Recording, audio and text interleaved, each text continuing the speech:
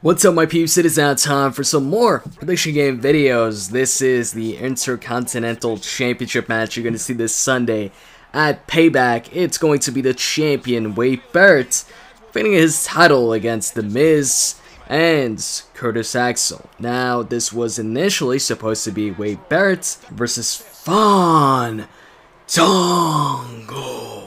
and The Miz in a triple threat match, but Fandango got a concussion, and because of that, he was taken out of the matchup, and then on commentary they announced Barett versus The Miz one-on-one, which I wasn't looking forward to, or at least wasn't looking forward to as much as the triple threat match with Fandango.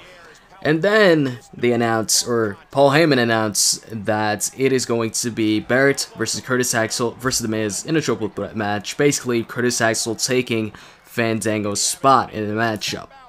And I'm happy about that. I like Curtis Axel, and I'm hoping he wins the IC Championship this Sunday. But at the same time, I'm thinking if Curtis Axel wins the title this Sunday, that would mean Barett would get a championship rematch, because being the former champion, he would be entitled to a rematch. And Barett right now is a heel, Curtis Axel obviously a heel as well. So that would make for a heel versus heel match. And then you've got some people that might say, well, Curtis Axel faced off against Barett anyways on SmackDown. Yeah, but that matchup, it ended with The Miz distracting Barett and Curtis Axel picking up the victory. But as far as heel versus heel with a clean victory, none of the guy, nobody interferes. It's not something you see often. And I don't think The Miz would interfere once again unless he's going to continue a feud with Barett if Curtis Axel happens to win the matchup this Sunday. But yeah, despite the whole rematch clause thing, I'm thinking Curtis Axel walks away with the victory. But at the same time, I could also see maybe The Miz walking away with the victory here. I didn't expect Curtis Axel to be in the matchup in the first place, so if Curtis Axel wasn't in the match in the first place, I think I was gonna go with Fandango winning this matchup. But now that Fandango's not in the matchup, it's a lot harder to predict, and it's a bit confusing because you don't know what's gonna happen, what feuds are planned, or what's gonna happen with the IC Championship. And is Fandango, once he returns, is he gonna go after the the IC Champion? And if he is, then Curtis Axel would be the champion if he wins. And if Barett, retains, then that is also a heel versus heel situation if Fandango happens to come back and go after the IC Championship. But if Barett retains, I don't think Fandango is gonna go after the IC Championship once he comes back anyways. Now, if The Miz wins, then that opens up, in my opinion, a few more scenarios, because, of course, Barett can get his rematch clause, no problem. And also, you can have Curtis Axel challenge The Miz one-on-one for a shot at the IC Championship, and then you can have Curtis Axel beat The Miz, and if he beats The Miz, Miz could demand a rematch. It would be face versus heel, the typical, face versus heel match, and that will work. So, pretty much my two top picks for this matchup, the two guys I can see winning this match the most, are Curtis Axel and The Miz. Barett hasn't been doing too well so far with this championship reign. He hasn't been winning too many matches, and he hasn't been defending the championship a lot as well.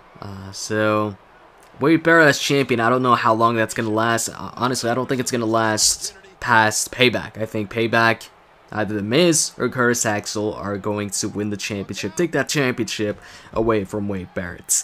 And then Barett could maybe move on to something else. I don't know if he would move down the card or up the card. Hopefully up the card.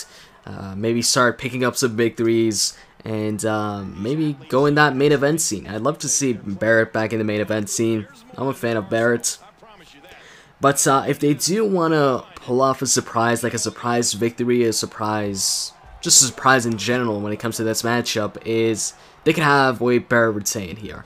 Because I don't think too many people are expecting a successful title defense here from Wade Barrett. I mean, me personally, like I said, I'm expecting a new champion. Could be Curtis Axel, could be The Miz, but Wade Barrett retaining, not really.